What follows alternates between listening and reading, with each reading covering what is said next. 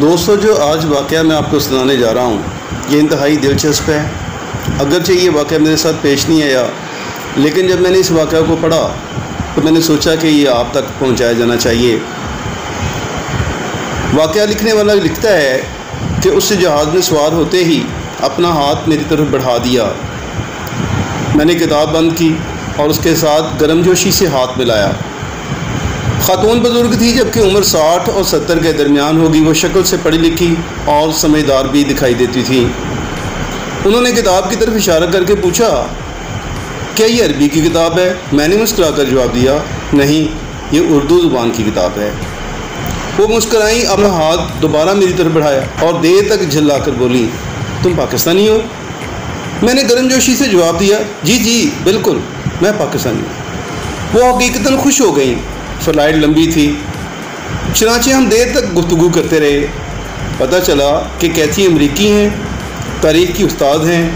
وہ طالب علموں کو عالمی تنازع پڑھاتی ہیں، چنانچہ وہ مسئلہ کشمیر سے بھی اچھی طرح واقف ہیں۔ وہ قائد اعظم محمد علی جناح اور مہاتما گاندھی دونوں سے بہت متاثر تھیں۔ انہوں نے مجھ سے پوچھا، کیا تم نے گاندھی کو پڑھ رکھا ہے؟ میں نے جواب دیا، جی ہاں، میں نے گاندھی کی آٹو بایوگرافی یعنی سوانح عمری بھی پڑھی ہوئی ہے اور ان کے ساتھ سماجی گناہوں کا مطالعہ بھی کر رکھا ہے۔ کیتھی نے گاندھی کے ساتھ سماجی گناہوں کے بارے میں پوچھا۔ میں نے عرض کیا، پوپ گریگری اول نے 7 خوفناک گناہوں کی فہرست جاری کی تھی۔ ان کا کہنا تھا کہ انسان کو 7 گناہ یعنی ہوس، بسیار خوری، لالچ، کاہلی، شدید غصہ، حسد اور تکبر ہلاک کر دیتے ہیں۔ انسان اگر ان 7 گناہوں پر قابو پا لے تو یہ شاندار، بھرپور اور مطمئن زندگی گزار سکتا ہے۔ گاندھی جی نے پوپ گریگری کے 7 گناہوں کی فہرست سے متاثر ہو کر 7 سماجی گناہوں کی فہرست جاری کی۔ ان کا کہنا تھا، جب تک کوئی معاشرہ ان 7 گناہوں پر قابو نہیں پاتا، وہ معاشرہ اس وقت تک معاشرہ نہیں بنتا۔ گاندھی جی کے بقول اصولوں کے بغیر سیاست گناہ ہے، کام کے بغیر دولت گناہ ہے، ضمیر کے بغیر خوشی گناہ ہے، کردار کے بغیر علم گناہ ہے، اخلاقیات کے بغیر تجارت گناہ ہے، انسانیت کے بغیر سائنس گناہ ہے اور قربانی کے بغیر عبادت گناہ ہے۔ یہ 7 اصول بھارت کے لیے گاندھی کا سماجی ایجنڈا تھے۔ وہ مسکرائیں اور مجھے تھپکی دی اور پھر پوچھا، کیا تم قائد اعظم محمد علی جناح کے بھی کوئی 7 اصول بیان کر سکتے ہو؟ میں نے مسکرا کر جواب دیا، قائد اعظم عملی اور بااصول انسان تھے۔ وہ فرمودات پر یقین نہیں رکھتے تھے، چنانچہ انہوں نے زندگی میں قوم کو کوئی تحریری ایجنڈا نہیں دیا تھا۔ وہ میری طرف دیکھتی رہی۔ میں نے عرض کیا، گاندھی اور قائد اعظم میں فرق تھا۔ گاندھی فلاسفر تھے اور قائد اعظم عملی زندگی پر یقین رکھنے والے انسان تھے۔ وہ کہنے کے بجائے کر کے دکھانے پر یقین رکھتے تھے۔ اس لیے ہمارے پاس اقوال سے زیادہ قائد اعظم کی عملی زندگی کی مثالیں موجود ہیں۔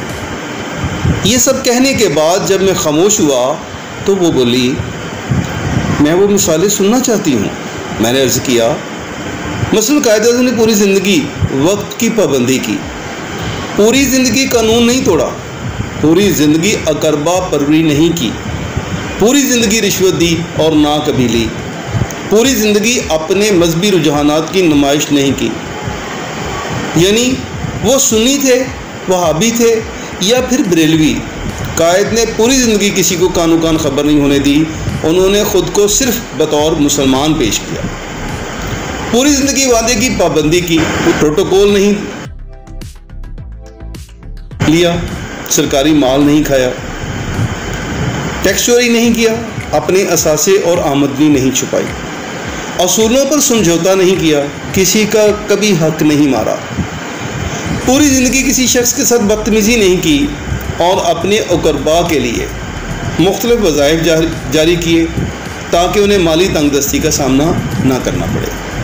وہ مسکرائیں اور ویلڈن بولتے ہوئے کہنے لگیں، وہ واقعی بہت شاندار انسان تھے، میں ان سے بہت انسپائر ہوں۔ وہ رکی اور پھر آہستہ سے بولی، میں اگر آپ سے مزید سوال پوچھ لوں تو آپ مائنڈ تو نہیں کریں گے؟ میں نے مسکرا کر جواب دیا، بالکل نہیں، ضرور پوچھیں، میں حاضر ہوں۔ وہ بولی کیا آپ قائد اعظم سے محبت کرتے ہیں؟ میں نے فوراً جواب دیا دل و جان سے۔ وہ بولی پھر آپ ہی یہ بتائیں کہ آپ میں اپنے قائد اعظم کی کون کون سی خوبیاں موجود ہیں؟ میرے لیے یہ سوال بالکل غیر متوقع تھا۔ میں پریشان سا ہو گیا اور پریشانی میں دائیں بائیں دیکھنے لگا۔ وہ بھانپ گئی اور آہستہ آواز میں بولی آپ یہ چھوڑ دیں، آپ صرف یہ بتائیں آپ کی قوم نے اپنے قائد کی کون کون سی خوبیوں کو اپنی ذات کا حصہ بنایا ہے؟ میں مزید شرمندہ ہوا اور پھر میرے ماتھے پر پسینہ آنا شروع ہو گیا۔ وہ مسکراتے ہوئے بولی میں تاریخ کی طالب علم ہوں، میں اسلام سے بھی انسپائرڈ ہوں، میں آدھی اسلامی دنیا دیکھ چکی ہوں۔ آپ مسلمان منافقانہ طرز عمل کا شکار ہیں۔ آپ لوگ ہمیشہ نبی کریم صلی اللہ علیہ وسلم کو اپنا ہیرو کہتے ہیں، آپ ان کے خلفاء اور صحابہ کو بھی اپنا آئیڈیل کہتے ہیں، آپ اپنے امام حسین کو اپنا آئیڈیل کہتے ہیں، لیکن جب عمل کی باری آتی ہے تو آپ ان کی کوئی ایک خوبی بھی اختیار نہیں کرتے۔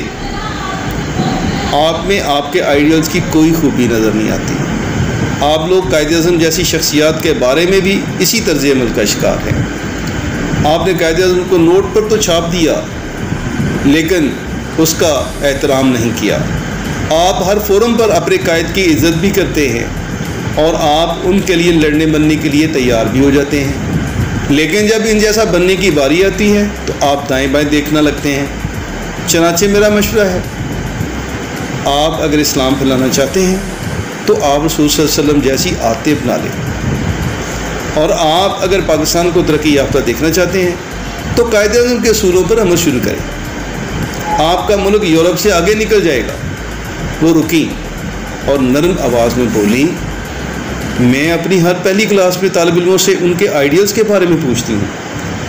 یہ جب اپنے اپنے آئیڈیلز بتا دیتے ہیں تو پھر میں ان سے پوچھتی ہوں آپ وہ خوبیاں گنوائیں جو آپ نے اپنے آئیڈیل سے متاثر ہو کر اپنی زندگی میں شامل کیں۔ زیادہ تر طالب علموں کا رد عمل آپ جیسا ہوتا ہے۔